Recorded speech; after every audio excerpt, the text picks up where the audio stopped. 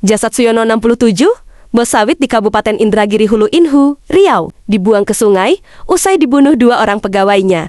Kapolres Inhu AKBP Fahrian Siregar mengatakan, hingga kini jasad korban belum ditemukan.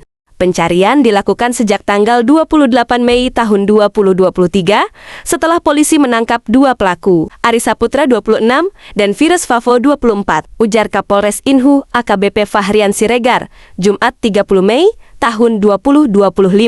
Keduanya mengakui telah membunuh korban, lalu membuang jasadnya ke Sungai Indragiri. Polisi kemudian melanjutkan pencarian korban pada Kamis 29/5 dengan melibatkan 32 personel gabungan. Keluarga juga ikut melakukan pencarian. Ucap Kapolres, pencarian dilakukan hingga radius 10 km dengan menggunakan perahu karet. Petugas juga melakukan penyelaman di lokasi, tetapi jasad korban belum juga ditemukan. Hari ini tambah Fahrian, pencarian korban resmi ditutup. Kasus ini jelasnya terungkap setelah anak korban, Dwi Wahyuningsih 26 melaporkan kehilangan ayahnya ke Polsek Pranap pada Jumat 16/5. Dalam laporannya, Dwi menyampaikan, ayahnya itu sudah tidak dapat dihubungi sejak tanggal 10 Mei tahun 2025.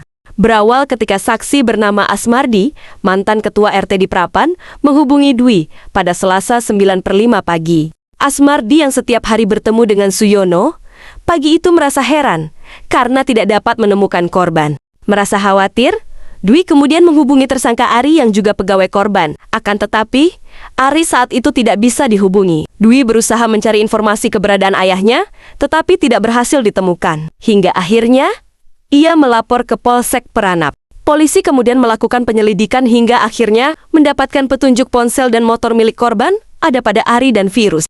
Keduanya kemudian diinterogasi hingga akhirnya mengakui telah membunuh korban dan membuang jasadnya ke Sungai Indragiri. Selain menangkap 2 eksekutor, polisi juga menangkap 3 tersangka baru di kasus itu. Ketiganya, yakni di 37, Sai 24, dan Sais 45. Kedua pelaku saat ini telah ditetapkan sebagai tersangka dan ditahan polisi. Mereka mengaku membunuh korban karena sakit hati. Alasannya sakit hati karena sering dimarahi imbuhnya. Meski begitu, polisi masih terus mendalami keterangan kedua tersangka. Pasalnya, kedua pelaku juga menguasai harta korban usai membunuh dan membuang jasadnya ke Sungai Indragiri. Kami masih akan dalami terkait motifnya. Karena kalau sakit hati, kenapa sampai motor, ponsel korban juga diambil, berarti ada motif ekonomi juga, imbuhnya.